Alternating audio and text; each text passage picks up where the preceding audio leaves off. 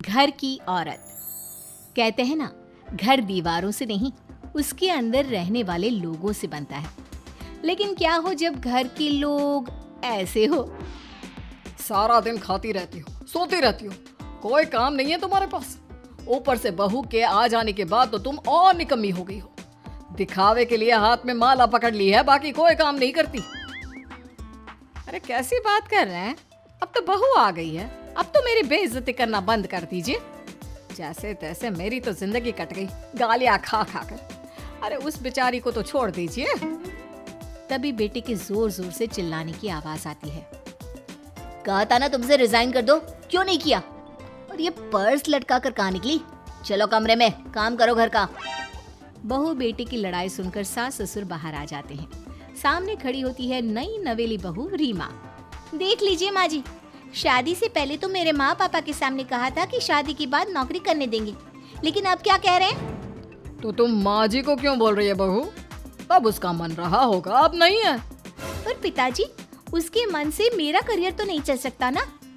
ससुर को बहू की बात पर गुस्सा आ जाता है। वो बेटी की तरफ देखता है।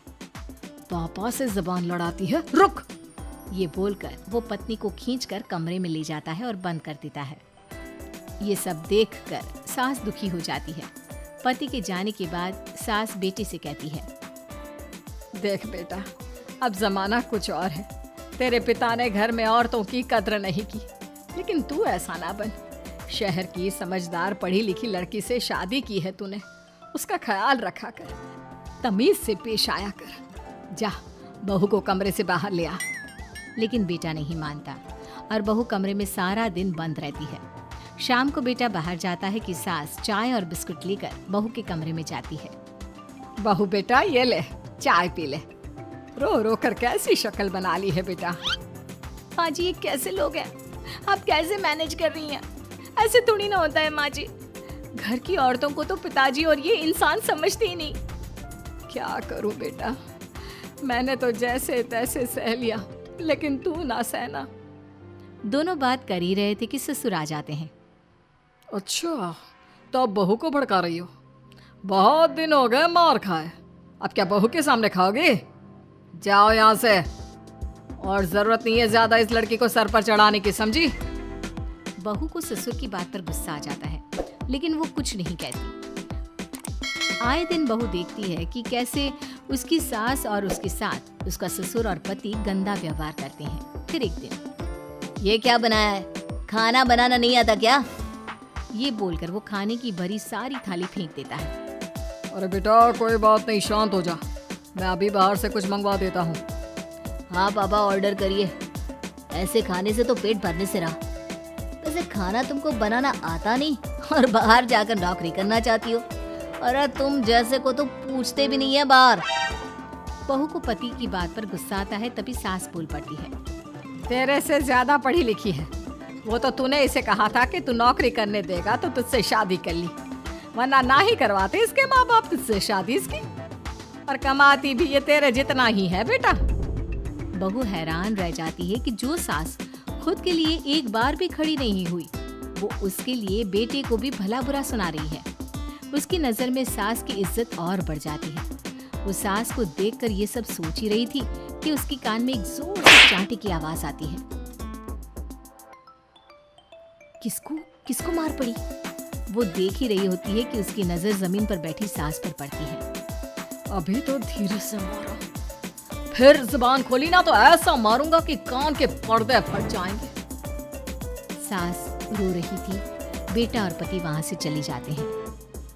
पिताजी अच्छा किया माँ को जोर का चांटा लगाकर, आगे से जबान खोलने से पहले 4 बार सोचेंगी। बड़ी आई। दोनों हंसते हुए वहां से निकल जाते हैं। बहू सास को उठाती है और पानी देती है। मैंने ये दिन रोज देखे हैं बहू, लेकिन तू नहीं सहना। तू अपना जीवन अपने अनुसार जीना। शादी के वक्त मैंने तेरी माँ से बात करने की कोशिश की थी, उन्हें बताया था, लेकिन वो नहीं मानी। बहू सास को पकड़कर रोने लगती है। वो इसलिए नहीं मानी क्योंकि वो मेरी सगी माँ नहीं है। माँ जी, जिस तरह से आप मेरे लिए खड़ी हुई है ना, मेरी माँ भी नहीं हुई। बेटा मैं तेरा भला चाहती हूँ, तू नौकरी इस घर में रहकर तो नहीं कर पाएगी, एक काम कर, इस घर से चली जा, पैसे कमा और खुश रह। माँ जी, हो सकता है कल तक मैं आपके इस फैसले को मान जाती, लेकिन आज नहीं। माँ जी, आप यहाँ इस नर्क को झेले और मैं आपको छोड़कर चली जाऊं? नहीं, कभी नहीं। अगले रोज, सुनिए, वो क्या है ना, मुझे कुछ कपड़े और गहनों की जरूरत है, तो जरा पैसे दीजिए ना। अब आप घर के मर्द हो तो पैसे तो आपसे ही मांगूंगी ना। बुरा तो नहीं लग रहा ना आपको? नहीं नहीं, बुरा क्यों लगेगा, ये लो कार्ड, कर लेना शॉपिंग। अगले रोज, बिजली का बिल आया है 10,000 का, भर दीजिएगा। इतना बिल कैसे आ गया? बेटा वो क्या है ना, सारा दिन बहू घर में रहती है तो कमरे में एसी और टीवी चलता रहता है। अब कम से कम बाहर जाए तो 4 पैसे कमा कर लाए, लेकिन हम लोगों को थोड़ी ना औरत की कमाई खानी है, वो तो मर्द ही करता है ना। पति पर्स देखता है और फिर हाँ माँ, ठीक बोल रही हो, खैर चलता हूँ, ऑफिस का वक्त हो गया है। पति ऑफिस से पिता को फोन करता है। पापा, घर के खर्चे तो बढ़ते ही जा रहे हैं, ऊपर से महंगाई आप देख रहे हैं। मैं सोच रहा हूँ क्यों ना मीना को नौकरी के लिए हाँ कर दूँ, 4 पैसे ही लाएगी ना घर में। वो तो तू ठीक बोल रहा है, लेकिन ये औरत की जात, कल को 4 पैसे कमाने लगे तो यह नहीं कि सर पर चढ़कर नाचे।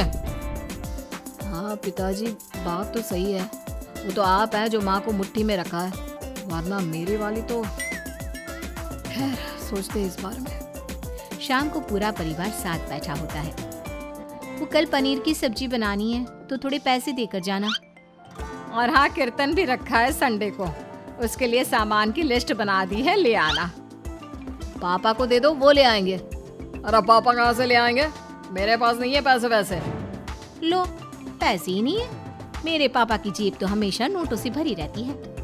बेटा, लक्ष्मी को जो पूजता है ना, उसके पास लक्ष्मी रहती है। जो घर की औरतों को मारे पीटे, वो भला कैसे लक्ष्मी का लाभ ले सकता है? वाह वाह, क्या बात है, तो जबान खुल रही है तुम्हारी। लगता है भूल गई पुरानी मार और डांट, क्या? हाँ माँ जी, शांत हो जाइए, मैं नहीं देख सकती आपको मार खाता, और फिर हो सकता है कि मैं आपको बचाने आऊँ तो ये भी मुझे मारे। ठीक है बहू, मैं कुछ नहीं कहती, तू ये लिस्ट बस दे दे, मैं चलिए आराम करने। फिर अगले रोज, सुनिए जी, वो मायके जाना है, वो क्या है ना, शादी के बाद से गई नहीं, तो ट्रेन की टिकट बुक करवा देना। तो मैं भी तो साथ जाऊंगा ना तुम्हारे। तो ठीक है, फिर फ्लाइट की ही टिकट करवा दीजिए। वो क्या है ना, अच्छा थोड़ी ना लगता है, आप पहली बार मेरे साथ जा रहे हो और हम ट्रेन से चले, ठीक है ना? पति ऑफिस जाता है, जहाँ उसका दोस्त कहता है, अरे क्या हो गया यार, परेशान सा दिख रहा है, तेरी तो नई नई शादी हुई है, भाभी परेशान कर रही है क्या? अरे नहीं यार, तू तो जानता है थोड़ी सी कमाई में घर चलाना मुश्किल हो रहा है, तू कैसे मैनेज करता है यार? कैसे क्या यार, तू जानता है ना मेरी बीवी रिया को, वो टीचर है, फिर घर में ट्यूशन करती है, साथ में बच्चे भी पढ़ लेते हैं। यार, घर नाम की गाड़ी दोनों पहियों के साथ चलने से ही चलती है, वो भी कमाती है और मैं भी, और चल रहा है घर बस। पति को दोस्त की बात समझ में आती है, लेकिन पिता का ज्ञान कैसे भूल सकता था? भाई, कल को सर पर चढ़कर नाचने लगी तो। शाम को घर आता है, जहाँ उसकी बुआ और उसका बेटा बैठे होते हैं। अरे आ गया लल्ला, कैसा थका थका सा लग रहा है, सब ठीक है ना? नमस्ते बुआ, कैसे आना हुआ? कैसा है रमेश? भाई को तो भाई की याद ही नहीं आती। अरे नहीं नहीं भैया, याद नहीं आती तो यहाँ कैसे आता? ये लीजिए मेरी शादी का कार्ड, जरूर आना। पति कार्ड खोलता है। डॉक्टर रश्मि, अरे वाह, तेरी होने वाली बीवी डॉक्टर है। और क्या भैया, आपकी बीवी इंजीनियर तो मेरी डॉक्टर। तभी वहाँ सास आ जाती है। अरे जब घर में ही बिठाना है बेचारी को, तो काहे का इंजीनियर है, तो काम वाली ही, घर का काम करती है और आराम। इतनी पढ़ी लिखी लड़की को घर पर क्यों बिठा रखा है? अरे बहू कहीं झोला छाप डिग्री तो नहीं लेकर आई है? पत्नी की बुराई सुनकर पति को गुस्सा आता है। नहीं बुआ, यूनिवर्सिटी टॉपर है मेरी मीना, और हाँ, बड़ी कंपनी में काम भी करती है। बस शादी के बाद कुछ महीनों की छुट्टी ली थी, अगले हफ्ते से ऑफिस शुरू हो जाएगा। क्यों मीना? तभी ससुर आ जाते हैं। हाँ, लेकिन फिर घर का काम कैसे होगा? और पैसे कमाने लगेगी तो सर पर। पिता की बात पूरी नहीं हुई कि बेटा, सर पर चढ़ने का हक है उसका पापा। पत्नी है वो मेरी, यानी मेरे घर की रानी, और रानियां तो सर का ताज होती है। क्यों मीना? मीना पति की बात सुनकर शर्मा जाती है। वाह बेटा, तू सही समय में समझ गया कि औरतों की इज्जत करने वाले घर में शांति और लक्ष्मी का वास होता है।